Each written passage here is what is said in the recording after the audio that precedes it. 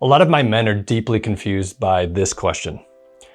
How can I genuinely want to stop and still keep finding myself going back? Because in one part of you, you are sincere, right? You do want peace.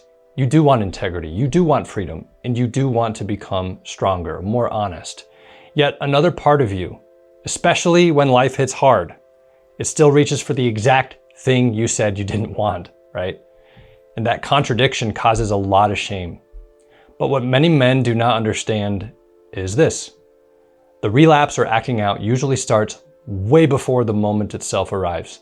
It often starts earlier in the day or even earlier in the week. It could be building up for days. It could be a hard conversation, disappointment, fatigue, stress, loneliness, or feeling like something didn't go the way that you hoped, or maybe your car broke down, right? And often nothing dramatic even really happened, but internally something shifted. Your resilience dropped. Your emotional load increased, and all those things that happened just stacked on top of each other.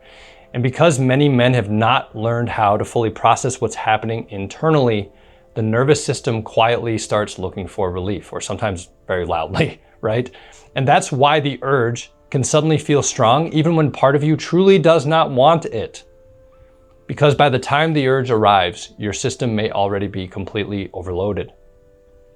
And this is why discipline alone often fails men. Because if all you do is attack the final moment, right, when that urge is there and really strong, but you never understand what the drivers are underneath it, you stay trapped fighting the same war over and over and over again. And the deeper question is this: what happened inside me before I wanted the escape? Did I feel powerless? Did I feel disappointed? Did I feel rejected? Did I feel overwhelmed? Or did I feel tired enough that my brain simply wanted something easy and immediate? Okay, that's normal. I've experienced that plenty of times. But for many men, porn is not primarily about pleasure. It's pain interruption. It's about fast relief. And it is temporary anesthesia to numb the pain that you're in. And if you misunderstand that, you will keep attacking yourself morally while missing what your nervous system is actually doing, okay? Now, that does not excuse the behavior at all, but it explains why brute force alone often breaks down. The real work is learning to slow down enough to catch the internal sequence, that pattern that's happening. What shifted in me? What emotion arrived? What negative thought became believable, right? That thought that's just spinning in your head that wears you down. What pressure suddenly felt unbearable? Because once you see that clearly, you're no longer fighting blind.